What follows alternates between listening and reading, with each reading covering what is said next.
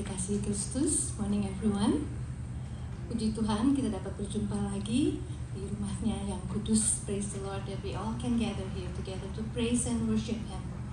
Mari kita tenangkan hati dan pikiran kita untuk menghadap kehadiratnya yang kudus dan dengan bermeditasi di dalam doa. Let's quiet our heart and mind to enter His holy presence, meditation and prayer. Mari kita mulai.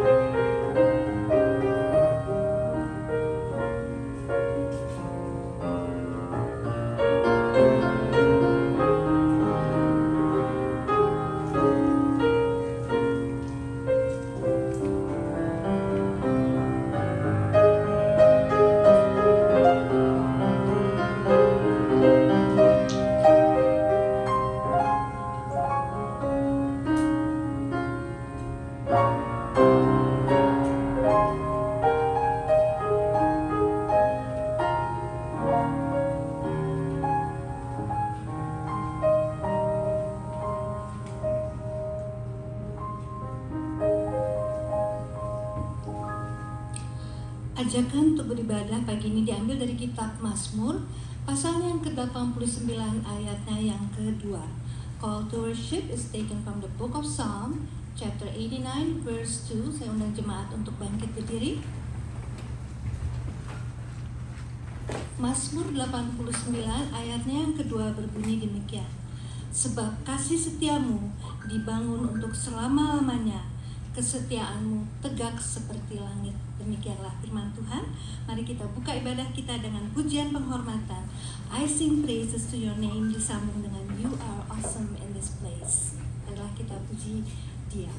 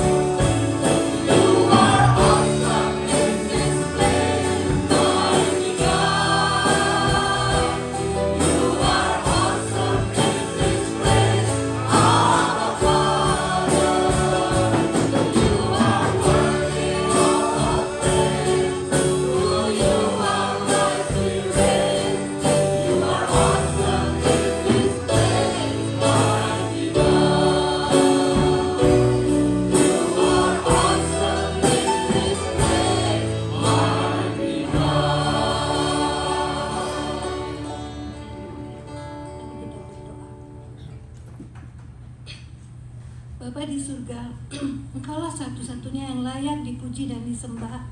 Father God, You are the only one who is worthy to be praised. Kami mengucap syukur atas kasih dan perlindungan-Mu sampai pada saat ini, sehingga kami semua dapat berkumpul di rumah-Mu tanpa kurang suatu apa ya Tuhan. We are so grateful for Your love and Your protection, so we all can gather at Your house today. Puji syukur ya Tuhan, kami mempunyai Allah yang Immanuel, yang begitu setia mengasihi kami, selalu menyertai kami. We praise You for You are God of Immanuel, and a loving and faithful God. Ya Bapa, kuasai hati kami dengan kuasa Roh Kudus, dan berikan kami hikmat untuk mengerti akan firman-Mu. Father God, may the Holy Spirit fill our heart and give us wisdom to understand Your word. Bless and anoint Pastor Paul who will deliver Your message. Berkati dan urapi juga Pastor Paul yang akan menyampaikan firman-Mu. Bapa di surga, kami serahkan ibadah kami ini ke dalam tangan-Mu. Our Heavenly Father, we want to lift up our praise and worship unto Your hand. In Jesus' precious name we pray, Amen. Saya persilakan jemaat untuk duduk kembali. Berita pengharapan diambil dari kitab 1 Petrus, pasalnya yang kelima, ayatnya yang ke-7. Words of hope is taken from the book of 1 Peter, chapter 5, verse 7. Kita akan membacanya bersama-sama ya. 1 Petrus 5 ayatnya yang ke-7. Mari kita baca bersama-sama. Serahkanlah segala kekhawatiranmu kepadanya, sebab Ia yang memelihara kamu. Demikianlah firman Tuhan. Mari kita sambut berita pengharapan dengan pujian. Puaskah Tuhan? Kiranya ini dapat menjadi motto kita. Apakah hidup kita adalah memuaskan hati Tuhan? May these questions be our motto. Do we satisfy God with the way we live our lives? Mari kita nyanyikan dengan sukacita.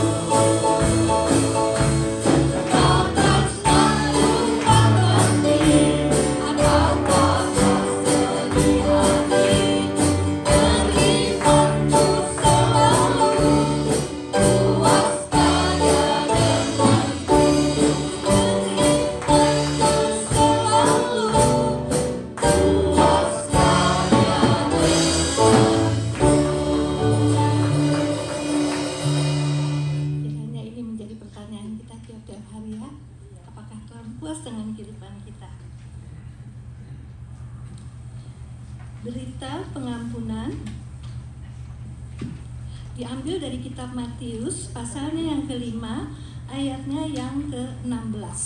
Kita akan membacanya bersama-sama lagi. The words of forgiveness is taken from the book of Matthew, chapter 5, verse 16. Ya, berita pengampunan diambil dari kitab Matius 5, ayatnya yang ke-16. Mari kita baca bersama-sama. Demikianlah hendaknya terangmu bercahaya di depan orang, supaya mereka melihat perbuatanmu yang baik dan memuliakan Bapamu yang di surga. Demikianlah firman Tuhan. Kita sembah Tuhan kita lagi. Maaf ada kesalahan di dalam judul lagu, di situ ditulis Tuhan yang setia, tetapi kita akan menyanyikan lagu yang berjudul Be With You. Kiranya lagu ini mengingatkan kita bahwa tidak ada yang dapat memisahkan kita dari Tuhan kita apabila kita sungguh-sungguh ingin bersama dengan Dia. Dan kiranya hidup kita menjadi hidup yang penuh penyembahan kepada Tuhan. Mari kita puji Dia.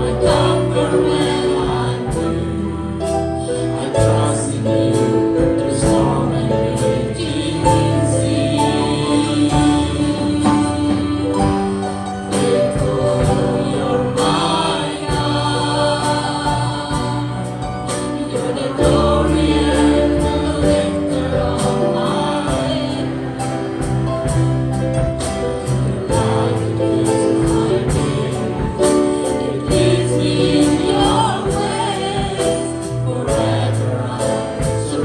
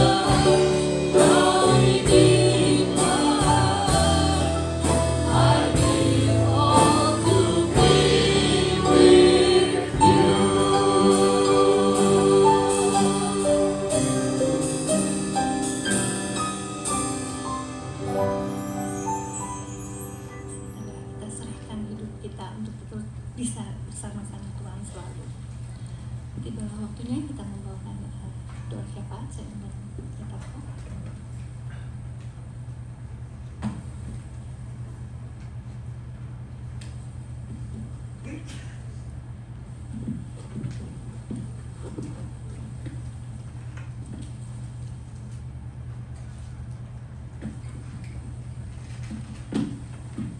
Sebelum kita berdoa, marilah kita pujikan nama Yesus. Before we pray, let us sing the song, The Name of Jesus.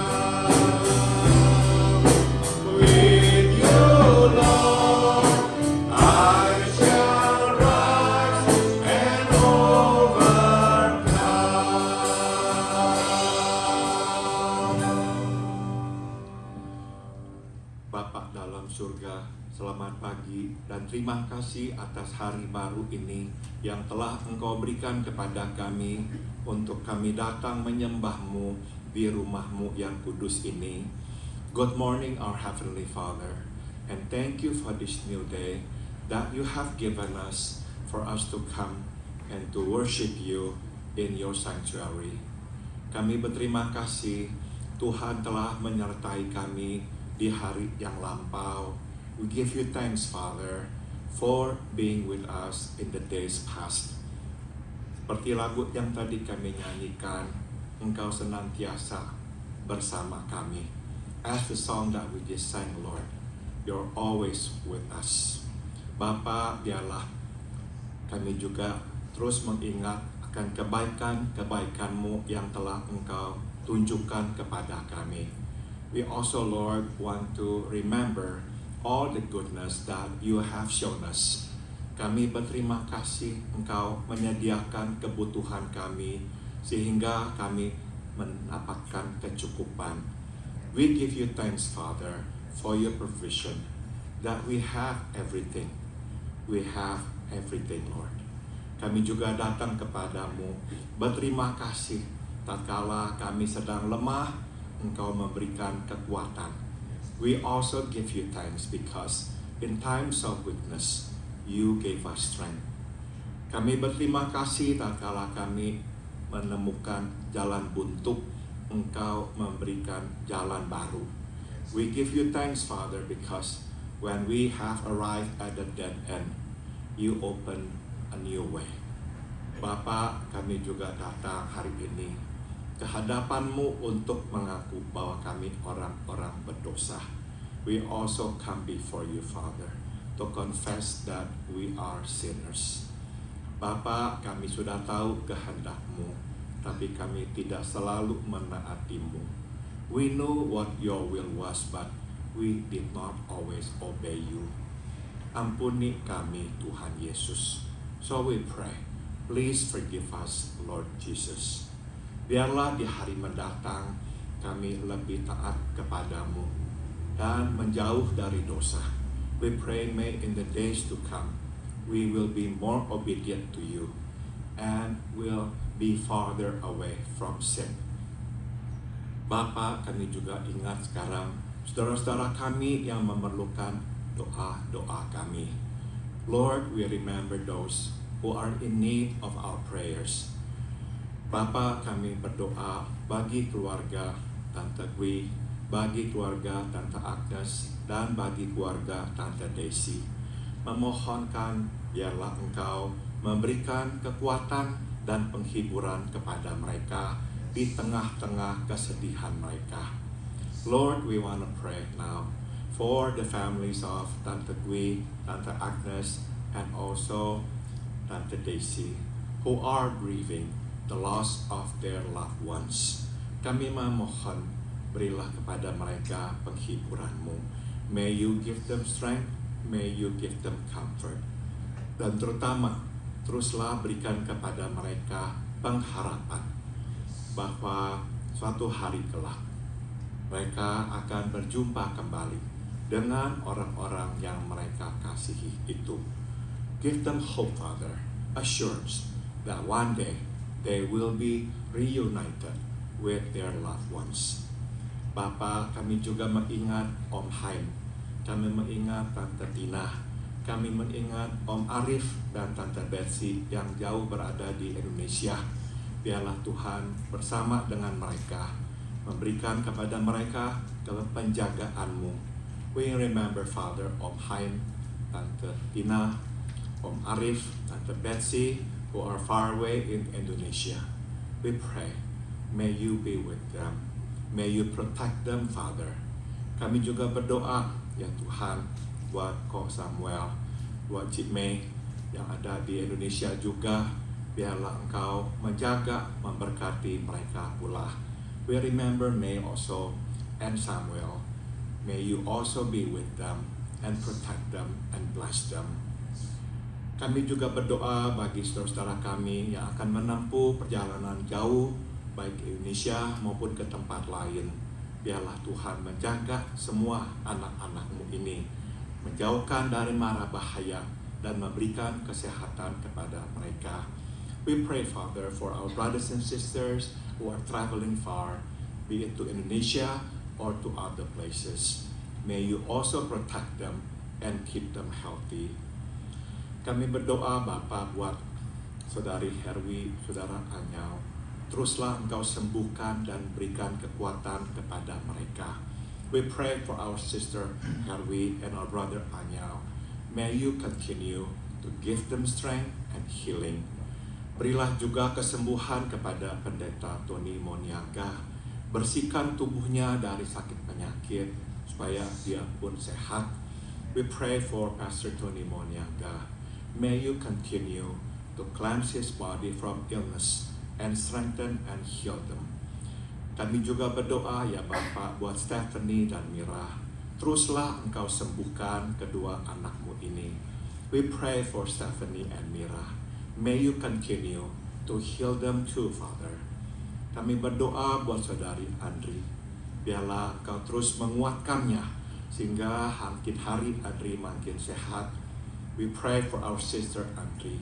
May you continue to strengthen her, that each day she will grow stronger.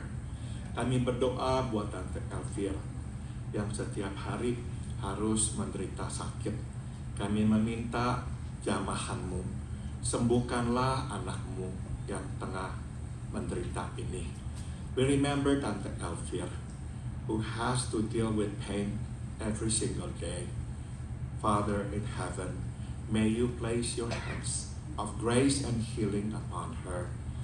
Heal her, Father, and take the pain away from her body. Kami berdoa juga buat Pak Peter Subadia, buat juga Mama saya. Biarlah tangan-Mu menguatkan mereka sehingga mereka makin hari makin kuat, bisa berdiri dan berjalan. We pray for Om Peter Subadia and also my mom. May you continue to strengthen them that they will grow stronger and they can walk again. Kami berdoa buat Pak Gustaf, buat Om Arthur, berilah kepada mereka kekuatan menjalani perawatan minggu demi minggu. We pray for Pak Gustaf and Om Arthur.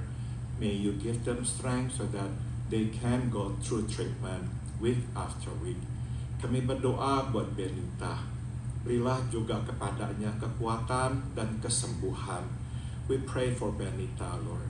May you also strengthen her and heal her.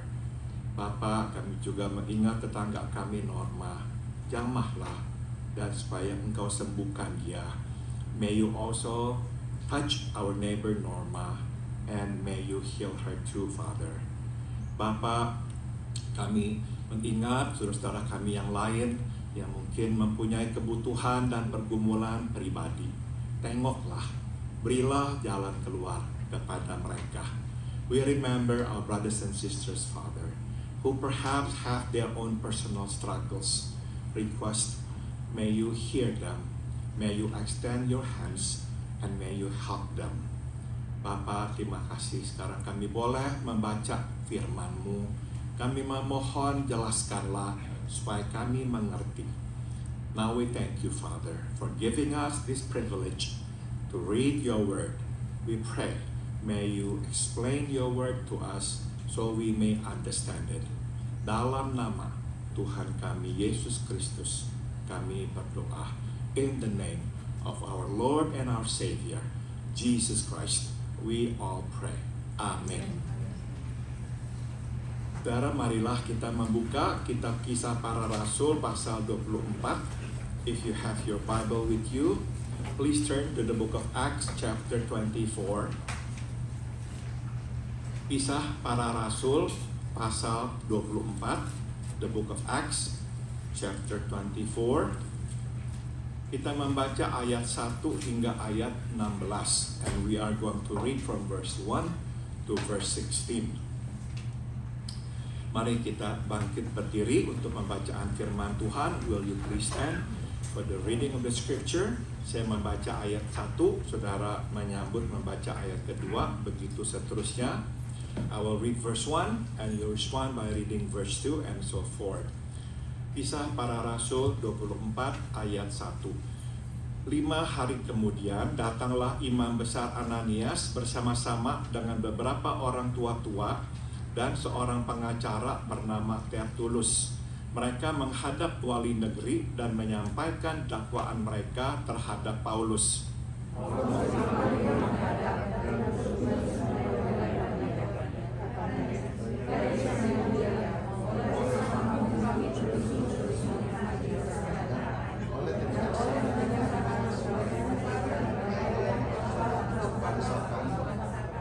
Verse 3, semuanya itu senantiasa dan di mana-mana kami sambut dengan sangat berterima kasih.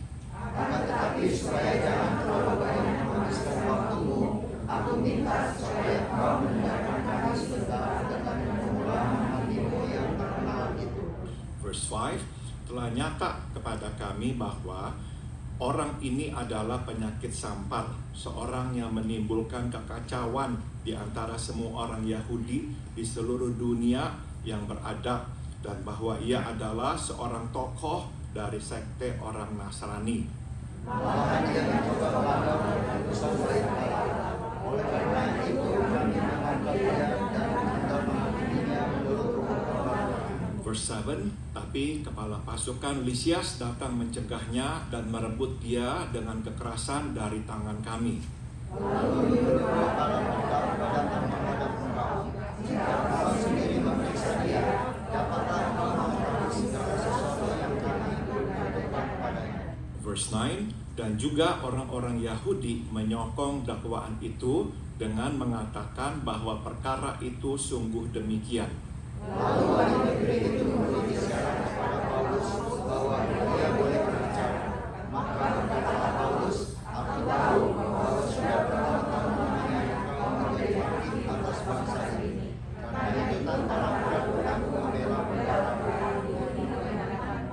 Verse Verse 11, engkau dapat memastikan bahwa tidak lebih dari 12 hari yang lalu aku datang ke Yerusalem untuk beribadah. Dan tidak pernah orang mendapati aku melakukan seseorang atau melakukan baik di dalam bait Allah maupun di dalam rumah ibadat atau di tempat lain di kota.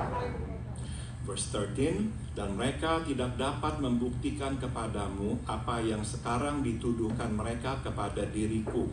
Tetapi aku mengakui kepadamu bahwa aku berbakti kepada Allah nenek moyang kami dengan menganut jalan Tuhan, yaitu jalan yang mereka sebut sekte. Aku percaya kepada segala sesuatu yang ada tertulis dalam hukum Taurat dan dalam kitab nabi-nabi.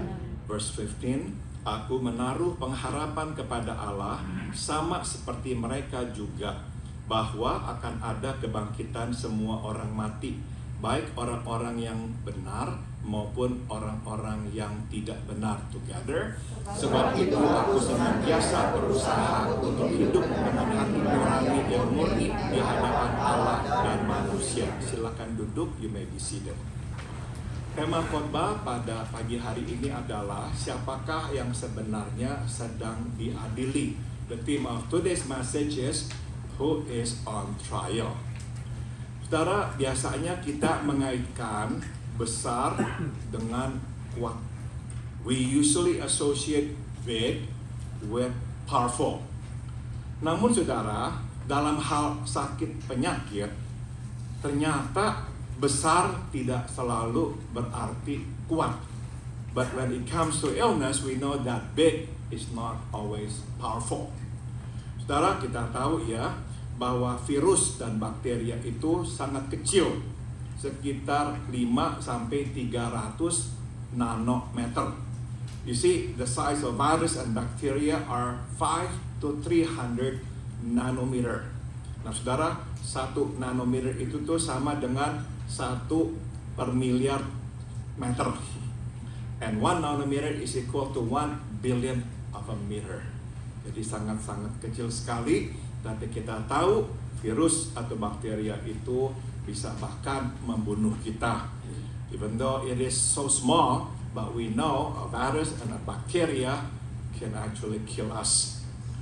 Saudara, jika kita ini menyamakan kehidupan rohani dengan tubuh jasmania, biasanya kita tahu ya, yang membuat kita ini sakit sebetulnya bukanlah hal-hal atau penyakit-penyakit yang besar seperti misalnya penganiayaan atau dosa pembunuhan, tapi hal-hal kecil seperti virus, misalnya tidak jujur atau berkompromi, sebagaimana dapat kita lihat pada firman Tuhan hari ini.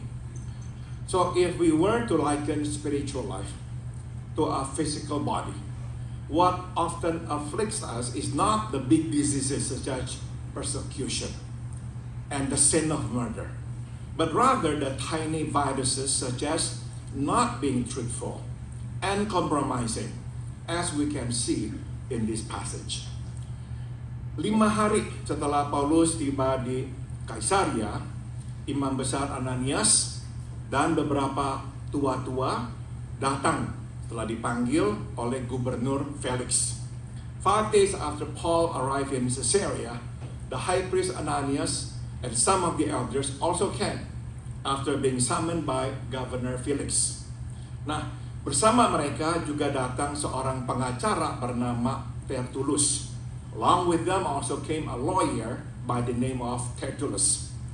Dari namanya, yaitu nama Latin, kita menduga dia itu seorang Roma atau seorang Yahudi yang berasal dari luar Israel. By his name, which is a Latin name, we can surmise that either he was a Roman or a Hellenistic Jew. Nah, saudara, kenyataan bahwa tua-tua ini, imam besar ini, datang dengan pengacara, menunjukkan bahwa mereka itu paham dengan sistem peradilan Romawi. The fact that these elders came with a lawyer shows that they were familiar with the Roman judicial system. Itu sebab mereka datang siap. So they came prepared. Mereka tahu bahwa mereka tidak bisa seenaknya menyeret Paulus, sama seperti mereka dulu menyeret Stefanus dan merajamnya dengan batu. They knew that they could not just drag Paul like they drag Stephen and stone him to death. Ada hukum ya, Roma yang mesti mereka patuhi. Tidak bisa mereka berbuat sekehendak hati. There was a Roman rule of law that they must abide by, and there is no room for anarchy. Mari kita berhenti dan menarik sebuah pengamatan. Let us pause and make an observation. Saudara, bukankah ironis ya, bahwa pengadilan yang sekular ternyata lebih adil daripada pengadilan agama? Isn't it ironic that a secular court turned out to be more judicious than a religious court? Di dalam pengadilan agama, anarki yang justru berkuasa. Yesus dan Stefanus dihukum mati. Tapi justru di pengadilan sekular, keadilan ditegakkan. Paulus menerima keadilan.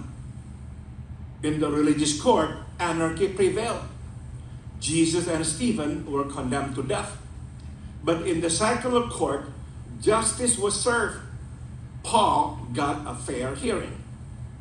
Nah, saudara, waktu kita melihat fenomena ini, tidak bisa tidak kita menyimpulkan bahwa masalah atau isu agama adalah isu yang padat emosi. Seeing this phenomenon, we cannot help but conclude that religious matters are emotionally charged issues. Tidak heran saudara, kita sering akhirnya menemukan orang-orang yang beragama sebagai orang-orang yang beremosi tinggi. Mereka sukar diajak berdialog dan tidak toleran. No wonder time and again we find that religious people tend to be emotionally charged people, unreasonable and intolerant. Namun saudara, sewaktu kita melihat hidup Yesus Putra Allah, kita akan justru menemukan bahwa sewaktu dia berhadapan dengan orang yang berbeda pandang, dia tidak emosional. But a quick look at Jesus, the Son of God, tells us that when it came to dealing with those whose beliefs were different from his, he was never emotionally charged. Seperti batu karang, Yesus mantap, teguh, tahu apa yang dia percaya. Namun, dia rasional dan objektif. Like a rock, Jesus was sure what he believed in, but he was rational and objective. Nah, jadi ini pelajaran pertama yang bisa kita petik. So here's the first lesson we can learn. Nalar atau pemikiran atau rasio tidak harus menggantikan iman. Reason does not replace faith. Nalar justru melengkapi iman. Reason complements faith. Justru saudara, emosilah yang seringkali menggantikan iman dan melemahkan nalar atau rasio. It is emotion that replaces faith and weakens reason. Maka saudara, kita harus mengendalikan emosi kita dan menggunakan nalar kita. So control our emotion and we must use our reason. Saudara, kita cenderung menyamakan emosi dengan iman. Seakan-akan makin beremosi, makin beriman. We tend to equate emotion with faith. As if the stronger the emotion, the stronger the faith. Ini tidak tepat. That cannot be farther from the truth. Saudara, beremosi dan beriman tidak sama. Bahkan keduanya tidak berhubungan. Being emotional and having faith are not the same. In fact, the two are not even related. Saya yakin pernah saudara ini mendengar orang berkata seperti ini, saya percaya Tuhan telah menyatukan kami. I'm sure you have heard somebody say something like this. I believe that God has brought us together. Ya, kami mempunyai perbedaan kami, tapi saya yakin dengan Tuhan pasti kami bisa menyelesaikan masalah kami. Yes, we have differences, they say. But I know with God, we can resolve them. Kemudian mereka menikah, dan apa yang terjadi? So they got married, and guess what? Pernikahan mereka gagal. Their marriages failed. Saudara, itu sebab saya biasanya menitipkan pesan kepada orang yang sedang jatuh cinta dan ingin menikah. Hence, this is what I usually say to those who are in love and wish to be married. Yaitu saudara, Tuhan mengkonfirmasi bahwa inilah kehendaknya buat kita menikah dengan cara menunjukkan seberapa cocok atau tidak cocoknya kita. God confirms that it is will for us to be married by how compatible we are together. Jadi saudara, tidak soal seberapa kuatnya kita percaya kita mesti menikah, ini kehendak Tuhan buat kita menikah. Kalau kita tidak cocok, itu bukan kehendak Tuhan. So it doesn't matter how strongly we feel that we ought to be married because it is God's will for us to be married. If we're not compatible, no, we should not be married. Saudara, sudah tentu adalah baik untuk beriman bahwa Tuhan ingin kita bersatu. Tapi kita mesti selalu melihat dan bertanya, dapatkah kita bersatu? So you see, it is good to have faith that God wants us to be together. But we must also see and ask whether we can be together. Jadi sekali lagi saudara, iman dan emosi tidak sama. So once again, faith and emotion are not the same. Mari, sebelum kita lanjutkan, saya mau menjelaskan satu hal lagi yang sering berkaitan dengan emosi, yaitu merasa diri benar. Before we move on, let me mention something else that is often associated with emotion, which is being right. Saudara, seringkali kita menyamakan beremosi dengan benar. We often equate being emotional with being right.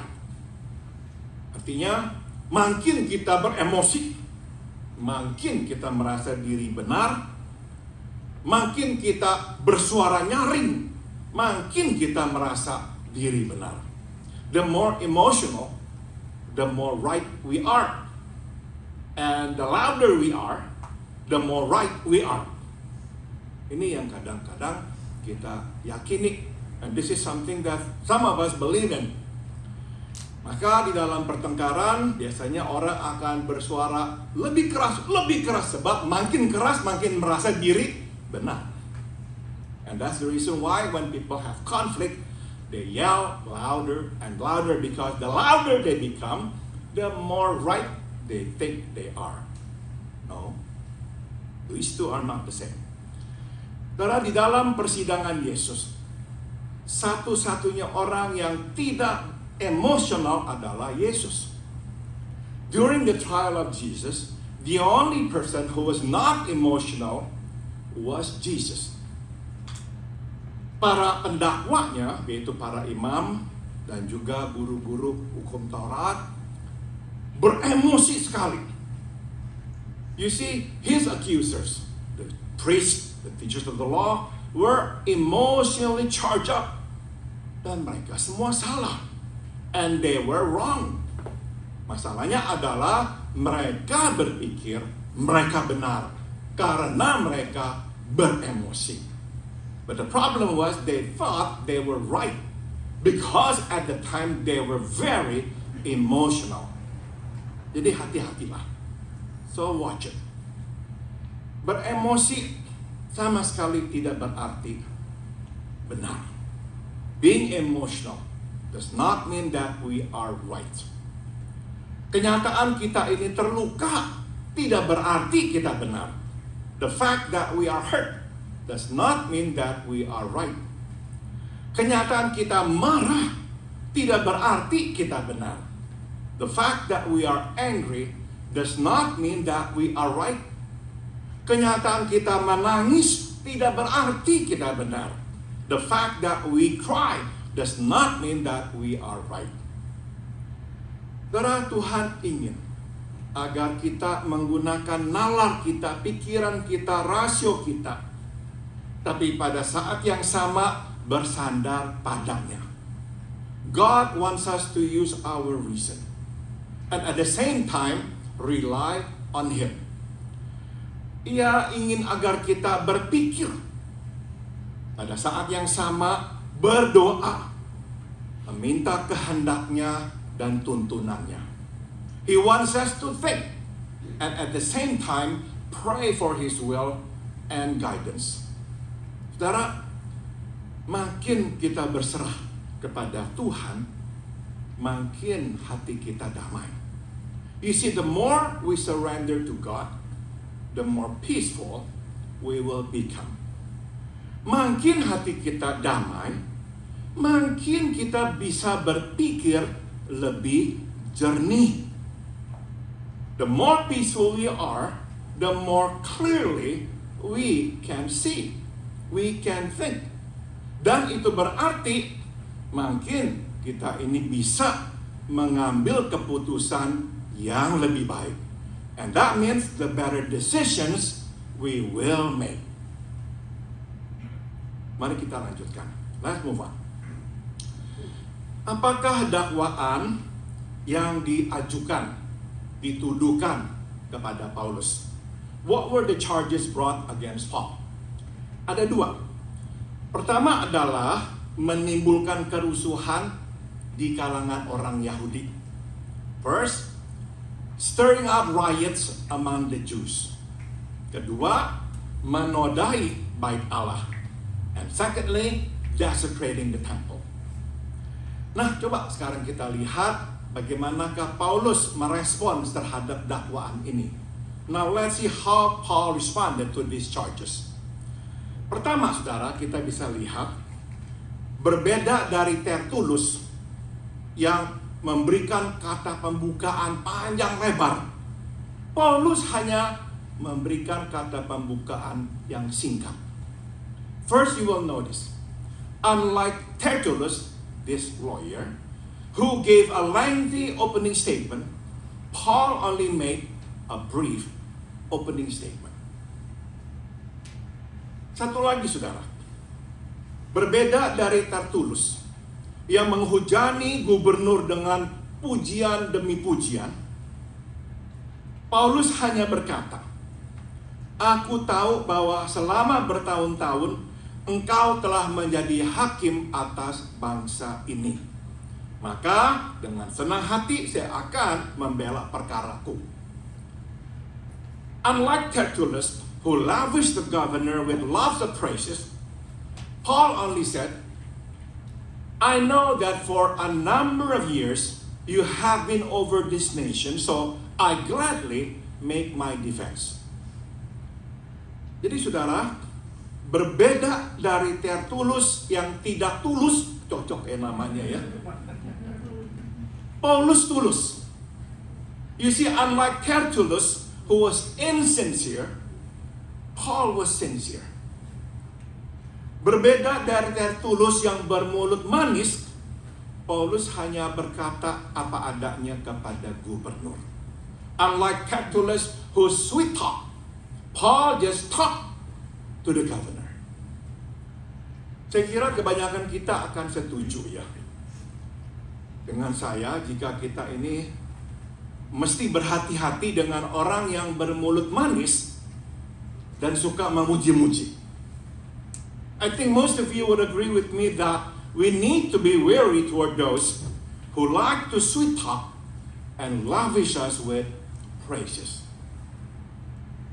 Saya kira hampir selalu ya, Orang yang memuji-muji kita hari ini, besok akan mengutuk-ngutuki kita.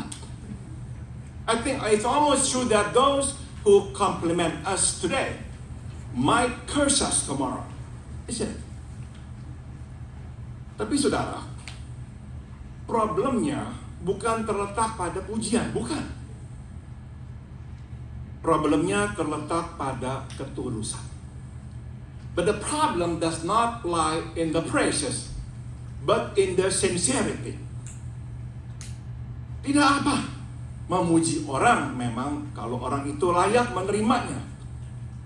Tapi setiap kali kita memuji orang, kita mesti jelas dengan motivasi kita. It is good to pay someone a compliment deservedly. But every time we do so, we ought to be clear with our motivation. Apakah kita tulus atau ada motif tersembunyi? Are we sincere? And is there another ulterior motive? Jadi inilah pelajaran kedua yang bisa kita petik. So here's the second lesson we can draw. Tuluslah. Be sincere. Jangan berkata apa-apa bila itu tidak sesuai dengan kata hati kita. Do not say it if we do not mean it. Dan bila kita berpikir sebaiknya jangan mengatakan hal ini, jangan menyesatkan orang dengan mengatakan sesuatu yang lain.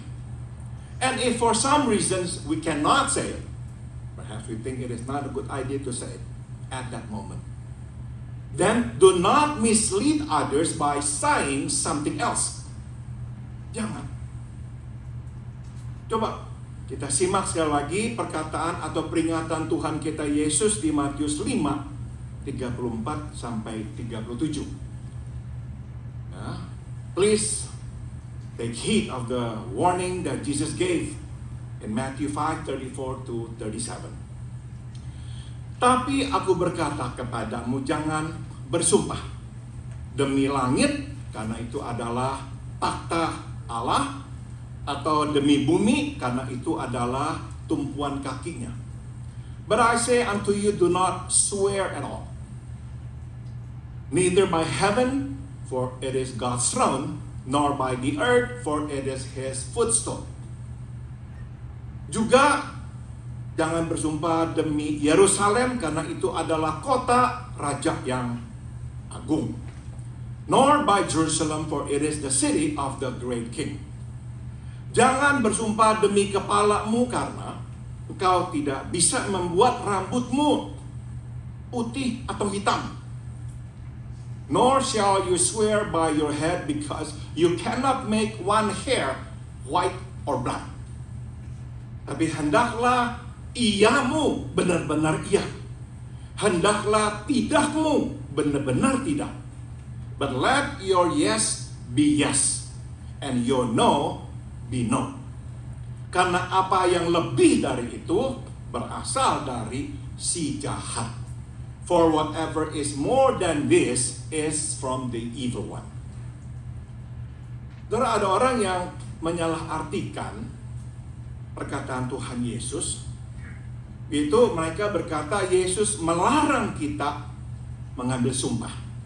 Some people take this in the wrong way, that Jesus forbids us from taking an oath. Tidak, saudara. Alkitab penuh dengan catatan orang-orang yang mengambil sumpah. No, the Bible is replete with oaths. Yakub dan Laban dua-dua mengambil sumpah. Jacob and Laban both took an oath. Suku-suku Israel juga pernah mengambil sumpah. The tribes of Israel also took an oath. Daud, Yonatan juga mengambil sumpah bersama. Jonathan and David also took an oath. Jadi saudara, yang ditentang oleh Alkitab adalah ketidaktulusan. So what the Bible is against is being insincere. Karena begini saudara, seringkali ya, makin tidak tulus ini hati ya, makin mulut ini bersumpah-sumpah untuk meyakinkan seolah-olah kita ini tulus. You see, this is what usually happens. The more insincere we are, the more frequently we swear to convince others of our sincerity. Itu yang ditentang oleh Tuhan kita Yesus. And that's what Jesus warns us against. Mari kita sambung. Let us continue.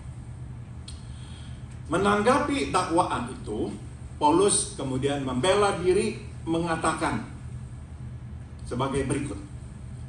In response to the accusation, Paul then stated, first, dia itu tiba di Yerusalem 12 hari yang lalu untuk beribadah. First, he said he arrived in Jerusalem 12 days ago to worship. Kedua, selagi dia berada di bait Allah, dia tidak bertengkar dengan siapapun. While in the temple, he did not argue with anybody. Dan ketiga, dia tidak membangkitkan huru-hara di rumah ibadat orang Yahudi atau dimanapun. And he did not stir up a crowd in the synagogues or anywhere. Saudara yang telah mengikuti kita membahas kitab para rasul, pasti mengingat bahwa merekalah yang mengejar Paulus dan menimbulkan huru-hara.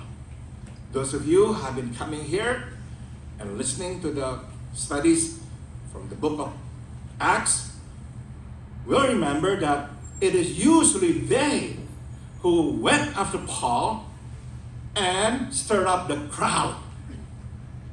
Bukan Paulus. Tapi Paulus mengakui dia adalah pengikut Yesus yang disebut saat itu jalan. But he admitted to being a follower of Jesus called the way at the time. Saudara, ini jadinya bisa kita lihat. So here's something that we see. Pembelaan yang jelas dan simpel. A clear and simple defense. Berdasarkan kenyataan, factual. Jujur, truthful. Dan tidak berkompromi, uncompromising. Kita mesti mengaku, untuk memperoleh yang kita inginkan, atau menghindar dari yang tidak kita senangi, kita tergoda justru melakukan kebalikan dari hal-hal ini. To get what we want, or to avoid the unpleasant, we must admit that we are usually tempted to do just the opposite of these four. Misalnya saudara, yang pertama, kita memperumit masalah. Firstly, we complicate matter. Kita muter-muter, kita munculkan masalah-masalah lain, atau kita menyerang orang sehingga orang sibuk membela diri. We go around the bush, we raise other issues that are not even relevant, or we go on the offensive so people will get busy defending themselves. Kedua, kita mendistorsi kenyataan dengan menambahkan, mengurangi, atau justru mengubah apa yang terjadi. Secondly, we distort the fact by adding, subtracting, or altering it. Ketiga, bukannya kita ini jujur dengan niat kita malahan menjadi tidak jujur. Thirdly, instead of being truthful with our intention, we become dishonest. Kita menyelubungi motif kita dan menggantinya dengan sesuatu yang lebih dapat diterima, lebih enak dilihat. We shroud our motive and replace it with something more palatable. Dan terakhir, saudara, Bukannya kita berdiri tegak, membayar harga yang mesti kita bayar, kita tunduk pada tekanan dan berkompromi. And lastly, instead of standing up and paying the price, we succumb to the pressure and make compromises. Karena takut, akhirnya kita melakukan atau mengatakan hal-hal yang sebetulnya tidak kita setujui. Out of fear, we say and do things that we disagree with. Kita mengkhianati keyakinan kita. Kita mengkompromikan nilai-nilai hidup kita. We betray our beliefs and compromise our cherished values. Jadi ini pelajaran yang ketiga yang dapat kita petik. So here's the third lesson we can glean. Jelas dan simple. Clear and simple. Berdasarkan kenyataan, factual. Jujur, truthful. Dan tidak berkompromi, and uncompromising. Keempatnya adalah kompas moral umat Allah. These are to be the moral compass of God's people. Jika kita tidak mempunyai keempat ini, kita akan kehilangan kesaksian Kristiani kita dan kehilangan percaya orang pada kita. Without these, we will lose our Christian witness and credibility. Tapi kalau kita mempunyai keempat hal ini, kita akan menjadi kompas moral bagi orang di sekeliling kita. But with these, we will become moral compass for those around us. Tidak hanya orang akan mendengarkan kita, mereka akan mencari kita untuk mendapatkan tuntunan. Not only will they listen to us, but they will come to us for guidance. Sekali lagi, jelas dan simple. Once again, clear and simple. Berdasarkan kenyataan, factual. Jujur, truthful. Tidak berkompromi, uncompromising. Kadang-kadang kita ini berkata, oh ini masalah komunikasi nih. Oh bukan, ini masalah rohani. We like to think that these are communication issues, but no, these are spiritual issues. Itu sebab Yesus berkata, apapun yang lebih dari ini berasal dari si jahat. That is why Jesus our Lord said, for whatever is more than these is from the evil one. Saudara, singkat kata, Tuhan Yesus menghubungkan ketidakjujuran dan kepura-puraan dengan pekerjaan iblis. So you see Jesus type being dishonest and full of pretense with the work of the devil. Saudara, sebelum saya mengakhiri, saya ingin meninggalkan saudara dengan beberapa perenungan berikut ini. Before I conclude, let me leave you with these thoughts. Pertama, mungkin kita bertanya-tanya bagaimanakah caranya supaya kita bisa menjadi seperti Paulus. Perhaps we're wondering how we can be like Paul. Jawabannya ada di ayat 16. The answer lies in verse 16. Saya berusaha menjaga nurani saya murni di hadapan Allah dan manusia. Paul says, so I strive always to keep my conscience clear before God and men. Saudara, kata berusaha bisa juga diterjemahkan melakukan sebaik-baiknya. The word strive can also be translated do my best. So Paul is saying, I do my best to keep my conscience clear. Dan kata murni dapat juga diterjemahkan tidak ada salah, tidak ada cacat. And the word clear can also be translated blameless. Saya suka dengan terjemahan Alkitab Alkitab King James Version. Aku melatih diriku untuk mempunyai nurani yang bersih dari kesalahan terhadap Allah maupun manusia. King James Version rather said, and herein do I exercise myself to have a conscience void of offense toward God and toward men. Jadi dari sini bisa kita simpulkan, ternyata nurani yang murni atau bersih tidak muncul secara otomatis. So you see, a clear conscience does not just happen. Perlu disiplin, perlu latihan. It takes discipline and training to keep our conscience clear. Seperti seorang olahragawan, kita mesti terus berlatih menjaga nurani kita agar tetap murni, tidak ada kesalahan.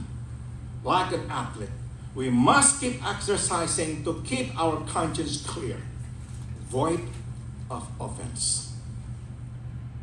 Perhatikan, Paulus tidak berkata dia telah sukses, berhasil. Dia berkata, saya berusaha. Dia melakukan yang terbaik. He's not there yet. Paul did not say that he had successfully arrived at it. He said he strived.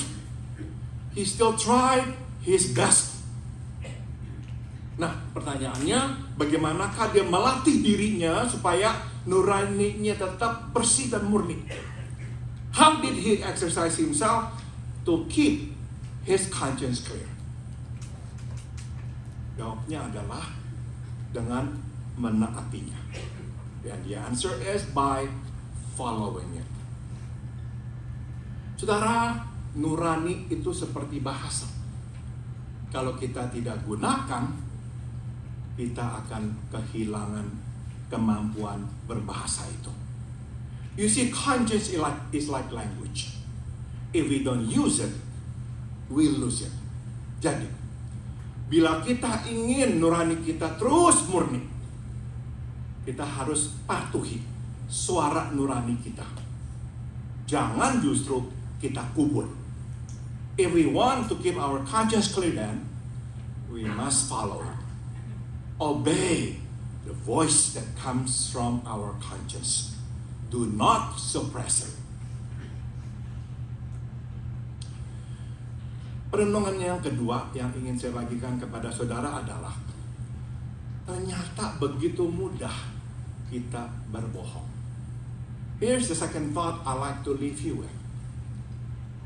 It is so easy to lie. Saudara, imam besar dan tua-tua ini bisa menciptakan story, cerita tentang Yesus, tentang Paulus menimbulkan kerusuhan di antara orang Yahudi di seluruh dunia dan menodai bait Allah. You see, the high priest and the elders could make up stories about Paul's stirring up riots among the Jews all over the world and desecrating the temple. Kita tahu dan mereka tahu ini tidak benar. Tapi yang memang mengganggu nurani kita adalah kok mereka bisa ya berbohong dan tidak merasa apa-apa. We know that's not true. But what's troublesome is that they could lie about it and felt just fine. Saudara, ini yang menakutkan tentang dosa berbohong. Gampang sekali berbohong. So this is what's scary about lying. It is so easy to do. Dosa lain perlu usaha. Berbohong tidak perlu. Other sins would require more effort to commit, but not lying. Tinggal buka mulut, beri muka yang meyakinkan, selesai. Just open our mouth, give a straight face, done. Tapi jangan anggap ringan dampaknya. Seperti virus, dampaknya sangat besar. But do not ever underestimate its power. Like a virus, it can be detrimental.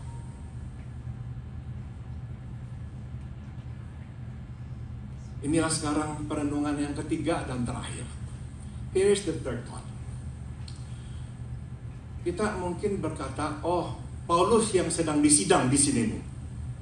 Tapi sebetulnya saudara, yang sedang disidang adalah imam besar dan para tua-tua ini. We might think it was Paul who was on trial here.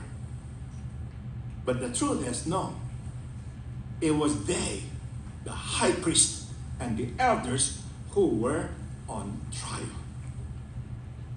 Bukan Tuhan yang menjadi hakim, bukan Gubernur Felix yang menjadi hakim, tapi Tuhan yang duduk di kursi penghakiman itu. It was God, not Governor Felix, who sat at the judgment seat. Jadi saudara, makin mereka membawa dakwaan, makin mereka berbohong, makin berat hukuman yang Tuhan akan jatuhkan. So you see, the more they file charges, the more they lie. And that means the more severe the punishment that God will give them.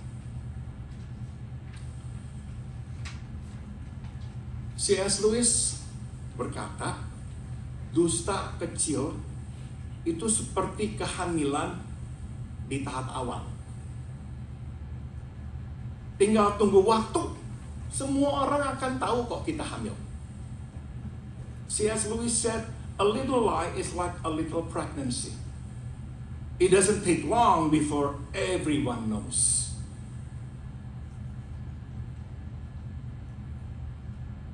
Saudara, kita yang hidup dalam kebohongan akan harus terus menutupi kebohongan kita.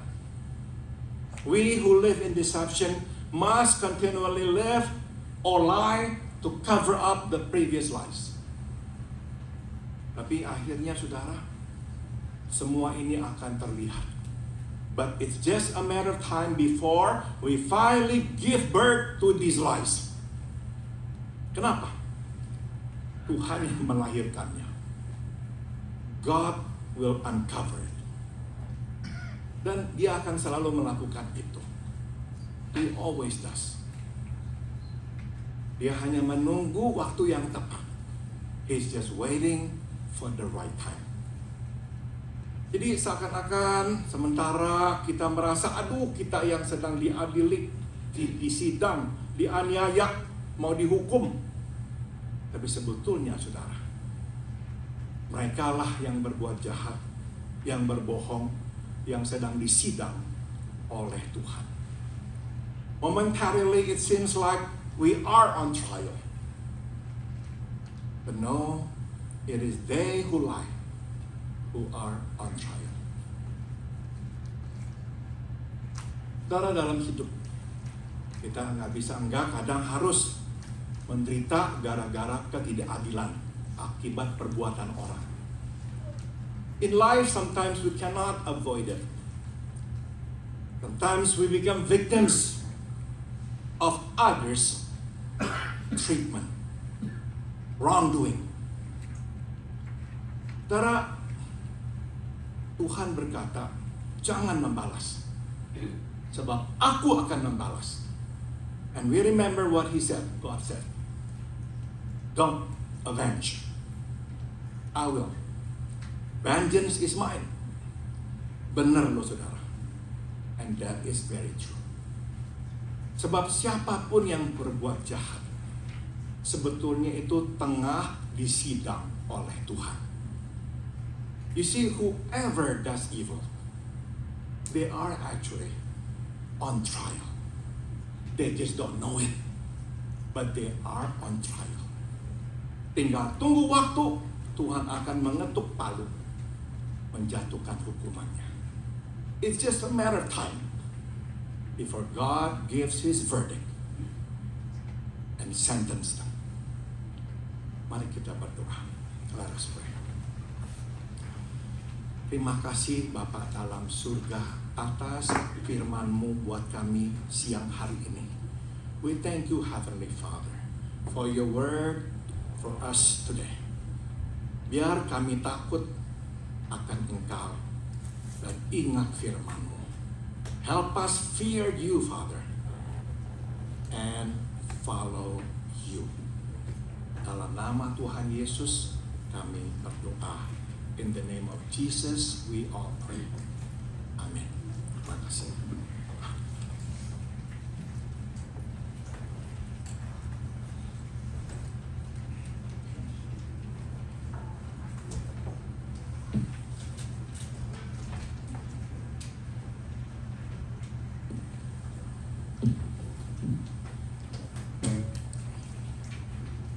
Terima kasih Pendeta Paul untuk firman Tuhan yang telah kami dengarkan tadi. Baiklah, kita selalu berpegang pada moral kompas yang tadi telah diajarkan. Let us always hold on to the moral compass yang tadi telah dikatakan, ya, agar Tuhan tidak mengetuk palu bagi kita, ya, because God will uncover everything. Mari kita sambut firman Tuhan dengan pujian Standing on the Promises of God. Tuhan kita tidak pernah ingkar janji, dan hidup ini menjadi lebih ringan apabila kita berdiri berpegang pada janji-janji Tuhan. Saya undang jemaat untuk bangkit berdiri, kita akan menyanyikan Standing on the Promises of God.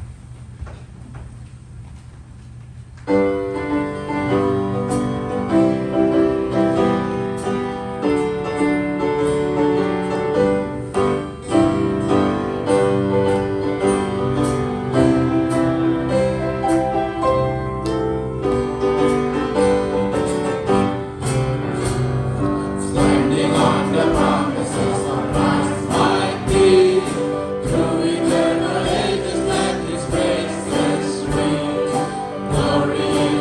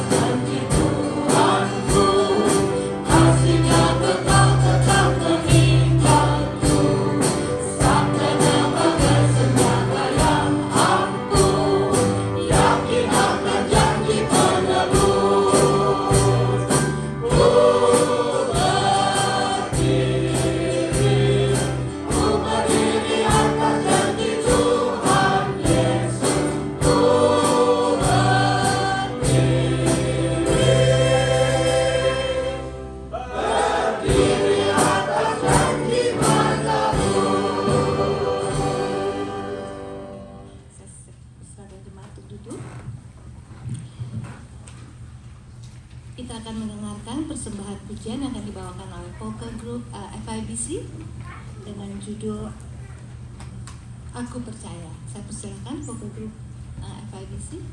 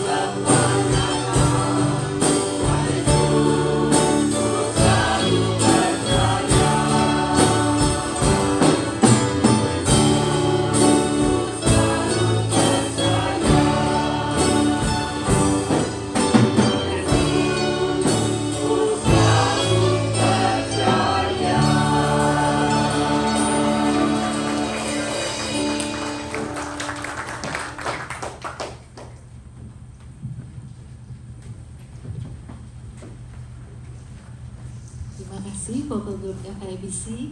Ya, trusting in Him enable us to do anything. Ya, baik. Baiklah, kita selalu percaya. Terima kasih. Lagunya indah, semuanya cantik-cantik pakai pink. Pemudanya juga loh. Oke, tibalah waktunya untuk kita memberikan persembahan syukur kita. Saya undang para Asher untuk maju ke depan. Marilah kita memberikan dengan penuh sukacita dan ucapan syukur.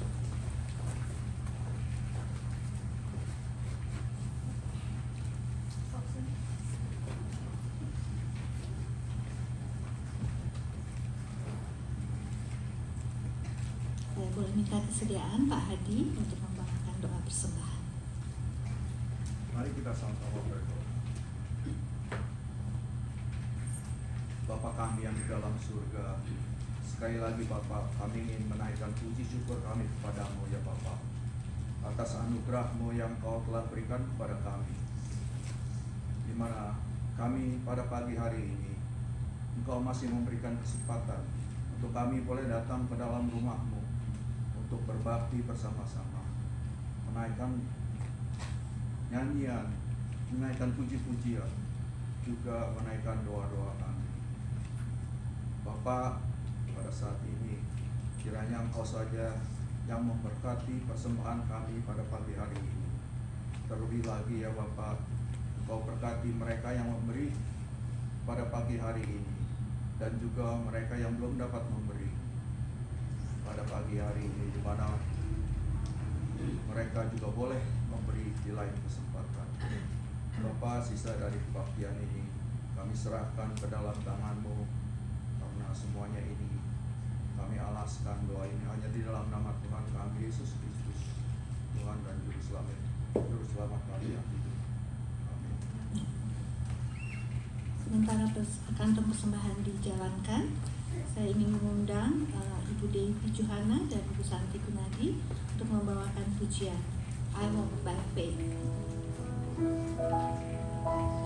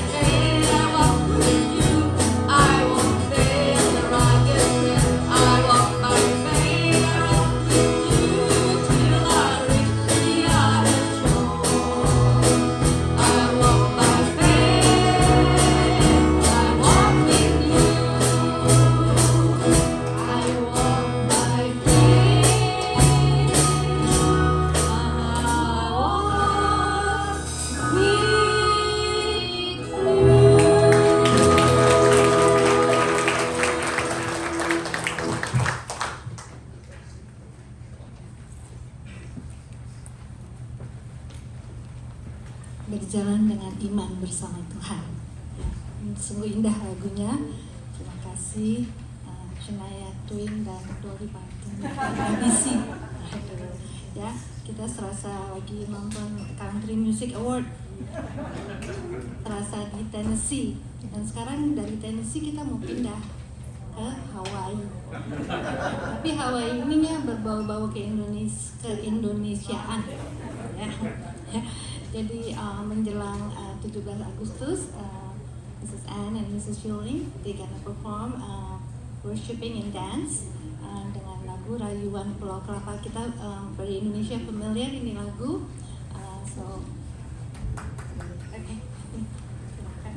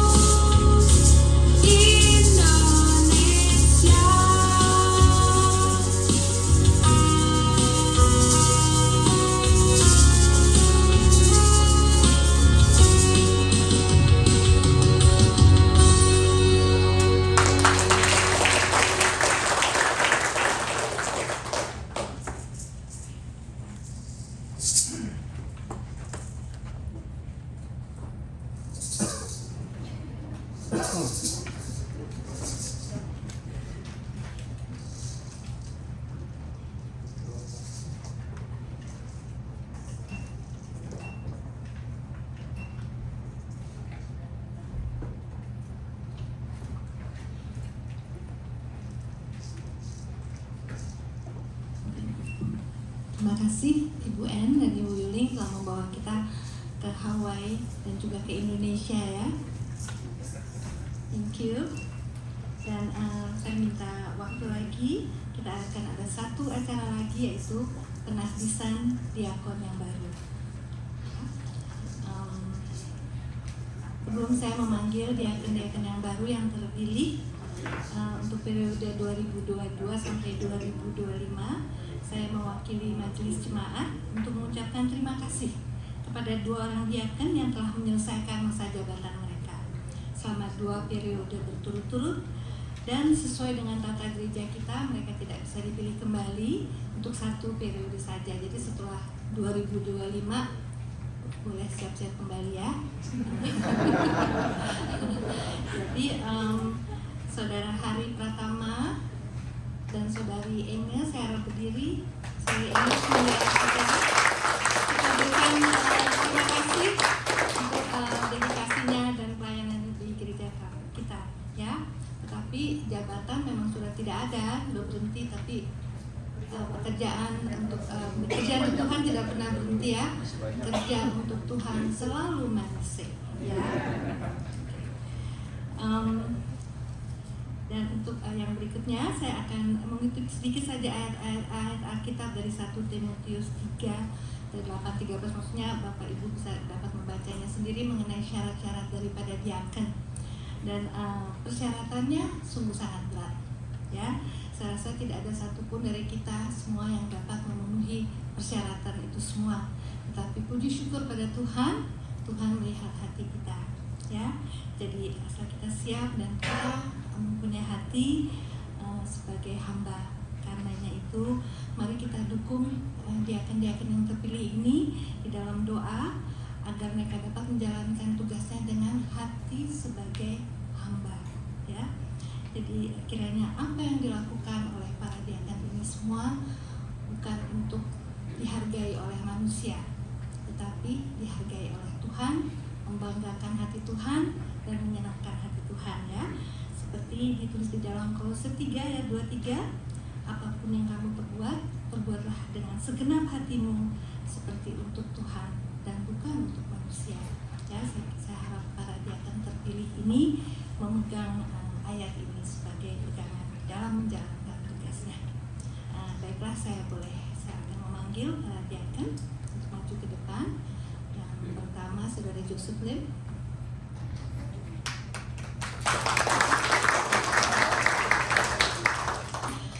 Lalu yang kedua Saudari Ainus Mantik. Yang ketiga Bapak Bengki Atmaja. Yang keempat Ibu Syafilin. Dan yang kelima saya sendiri. Saya undang Pak Steve dan Pak Paul untuk mendoakan kami.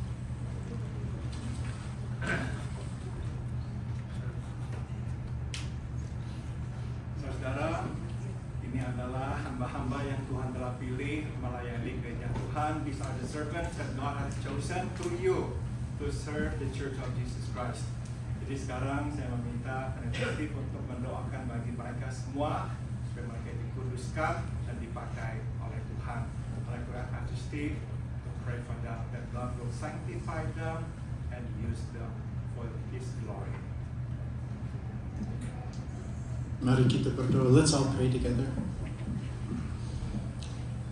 Allah, terima kasih Engkau telah memanggil hamba-hambamu untuk melayanimu di sini. God, thank you so much for the servants who you have chosen and you have called to be with us here and to serve here at FIBC.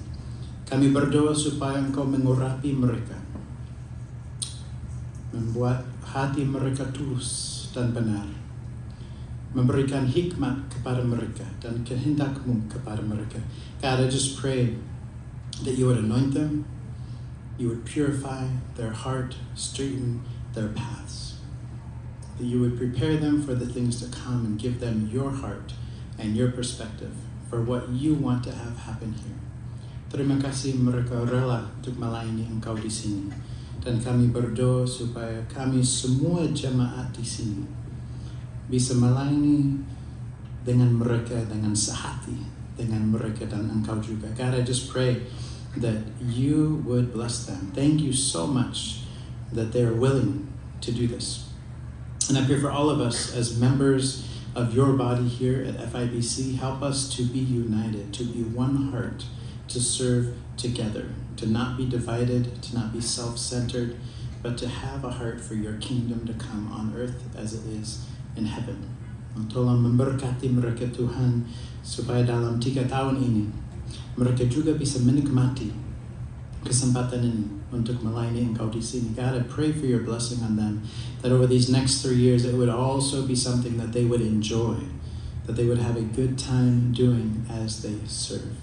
Tolong menjaga mereka, keluarga mereka, anak-anak mereka, rumah tangga mereka, supaya iblis tidak mengganggu mereka, supaya Roh Kudus-Mu bisa menjaga mereka. God, we want to pray for their spiritual protection, for their friends, for their families, for their children, for their households. We pray and understand, God, that Satan will try to harm them or attack them the more they try to serve you. So we do claim and pray for spiritual protection over their lives, that your Holy Spirit would guard them and your Holy Spirit would guide them. And we thank you so much, God, for continuing to call willing servants as your kingdom powerfully advances.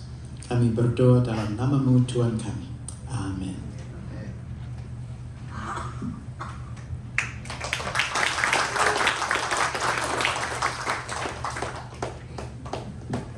Terima kasih Bapak Ibu atas dukungannya. Terima kasih atas kepercayaannya untuk memilih kami sebagai pelayan-pelayan Bapak Ibu sekalian. Kita akan tutup ibadah kita, dan kali ini dalam rangka menyambut hari kemerdekaan kita yang tanggal 17 Agustus ya, 3 hari lagi, kita akan menyanyikan lagu Tanah Airku Tidak Terlupakan. Ya, saya rasa semuanya nggak lupa ya tanah airnya. Oke, saya undang jemaat untuk bangkit berdiri. Mari kita nyanyikan lagu.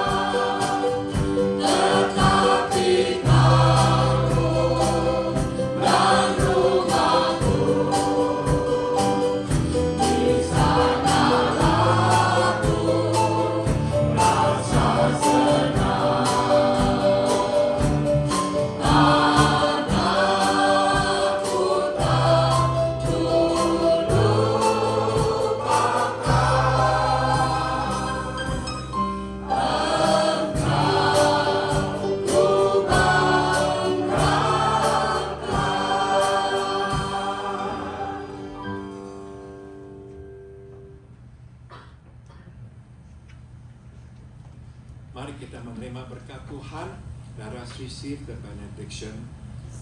Biarlah kasih karunia dari Tuhan kita Yesus Kristus, may the grace of our Lord Jesus Christ, biarlah kasih tak berkesudahan dari Allah Bapa, may the unceasing love of God the Father, dan biarlah persekutuan serta tuntunan dari Roh-Nya yang kudus menyertai kita sekalian, and may the fellowship and the guidance of His Holy Spirit be with us all dari sekarang sampai kita berjumpa dengan Tuhan kita Yesus di sorga nanti.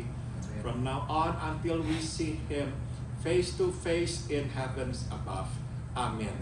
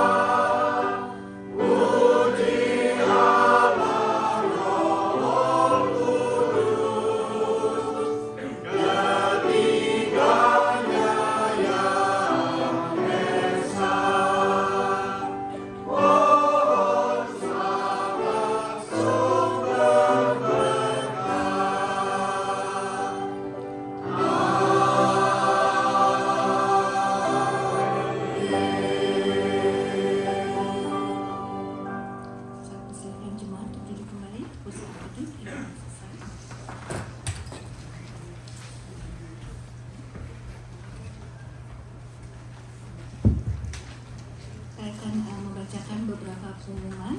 Yang pertama, selamat Hari Kemerdekaan Indonesia yang ke-77 pada tanggal 17 Agustus yang akan datang. Dan hari ini juga akan diadakan latihan paduan suara. Dan juga terima kasih bagi mereka yang sudah ambil bagian dalam pelayanan hari ini. Tuhan memberkati pelayanan Bapak Ibu sekalian. Selamat datang bagi saudara yang baru pertama kali hadir. Ada yang baru pertama kali hadir? Tidak ada, wajah-wajah lama. Setiap saya present wajahnya lama mulu ya, nggak ada yang baru. Tapi terima kasih atas kesetiaannya, wajah-wajah lama ini kita perlu ya. Selamat hari ulang tahun, happy birthday untuk Steve Sayuti. Ibu Perik Kamsudoniko, 17 Agustus sama dengan Independence Day-nya Indonesia. Pada Marsha Un Ridu 18 Agustus dan kepada Olivia Pratama untuk kehadiran persembahan dapat dibaca di atas dan juga untuk pelayanan minggu depan harap membaca nama-namanya dan hadir pada waktunya. Mari kita tutup ibadah kita dengan berdoa. Ya Tuhan, terima kasih atas penyertaan-Mu dan firman-Mu yang telah kami dengar tadi. Thank you Lord for being with us. Thank you for your word. Help us to live by your moral compass, Lord. Tolong kami, tolong pimpin langkah kami agar kami berjalan seturut dengan kompas-Mu saja ya Tuhan. Ya Tuhan, sebentar nanti juga kami akan bersekutu bersama, pimpin pembicaraan kami, kiranya kami selalu menopang satu sama lain. Bless our fellowship, may we always encourage each other. Bless the food that we're about to eat, Lord. Berkatilah makanan yang akan kami santap.